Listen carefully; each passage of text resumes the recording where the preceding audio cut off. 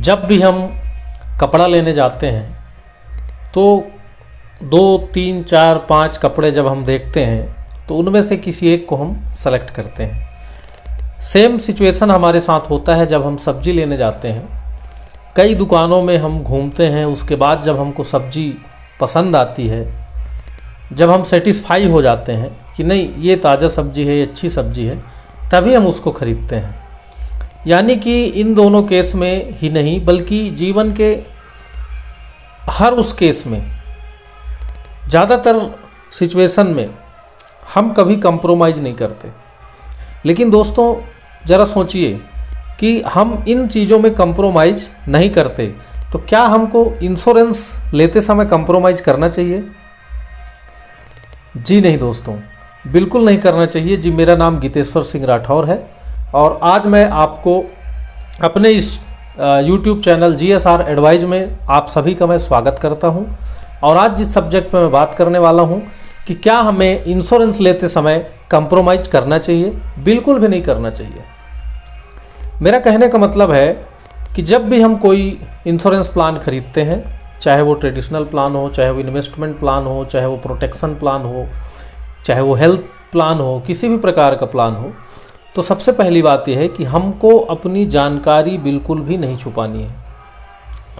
अगर हमको कोई मेडिकल इश्यू है तो बाकायदा उसको वहाँ पर भरना है, हमको छुपाना नहीं है। बाकायदा वो चीज़ को एजेंट के पास, एडवाइज़र के पास रखना है और उसको बोलना है कि इस चीज़ को छुपाइए नहीं, आप उसमें दर्ज करिए।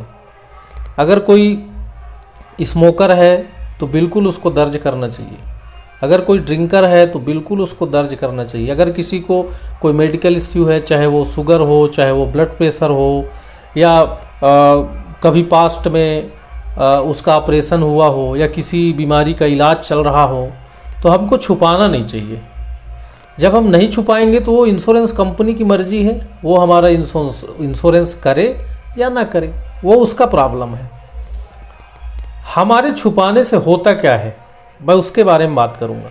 अगर हमने इन सारी चीज़ों को, किसी भी एक चीज़ को हमने अगर छुपा दिया तो होता क्या है कि उस कंडीशन में जब कभी क्लेम की बात आती है, क्लेम सेटलमेंट की बात आती है, और छुपाने की वजह से कंपनी को ये बात पता चलती है कि इस व्यक्ति को ये प्रॉब्लम था, जो बीमित व्यक्ति है उसको ये समस्या थी, ये मेडिकल समस्या थी, और इसने अपनी जानकारी को छुपाया है, तो उस कंडीशन में क्या होता है कि क्लेम देना है कि नहीं देना है वो कंपनी के ऊपर डिपेंड करता है।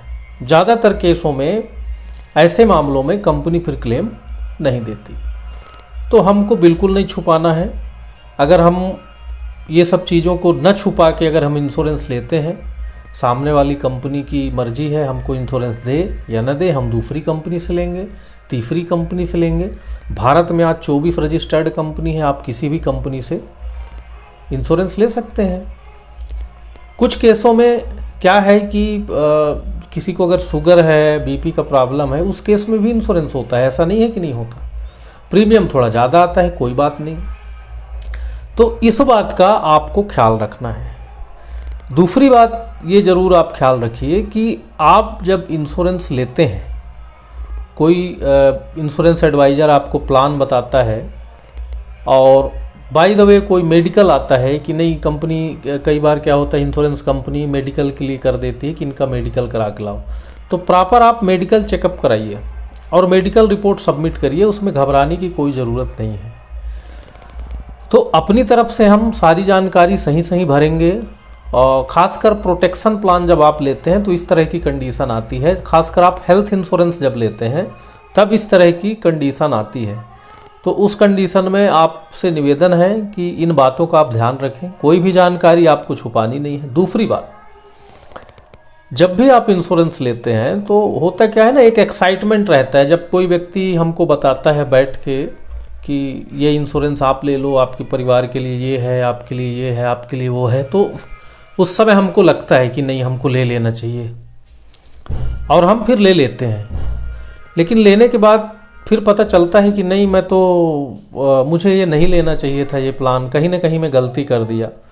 तो उस कंडीशन में लोगों को पता नहीं होता कि 15 दिन का फ्री लुक पीरियड होता है। ये सभी कंपनी में अवेलेबल है, किसी भी कंपनी से आप इंश्योरेंस लीजिए। अगर आपने इंश्योरेंस लिया है और आप उस प्लान से सेटिस्फाई नहीं है या आपको लगता है कि मुझे नहीं लेना चाहिए, तो आपके घर में बांड आने के बाद, बांड जो आता है उसके बाद 15 दिन के अंदर आप उस पॉलिसी को रिफंड कर सकते हैं। आपका पैसा बराबर आपके अकाउंट में आ जाएगा। उसके लिए आपको आपके जो भी डॉक्यूमेंट्स है, आजकल जो KYC है, उसको लेके ब्रांच में आपको जाना है और वहाँ पर आप बोल सकते हैं कि ये बॉन्ड है और मुझे ये पॉलिसी नहीं लेना है। तो ये जानकारी इम्पॉर्टेंट थी और मुझे लगता है कि ये 2 चीज़ें आज के इस वीडियो में आपके लिए बहुत ही मददगार होगी। और आप सबसे निवेदन है कि अगर चैनल पर पहली बार आए हैं तो चैनल को सब्सक्राइब करिए, वीडियो पसंद आए तो लाइक करिए और ज़्यादा से ज़्यादा लोगों तक शेयर करिए। धन्यवाद।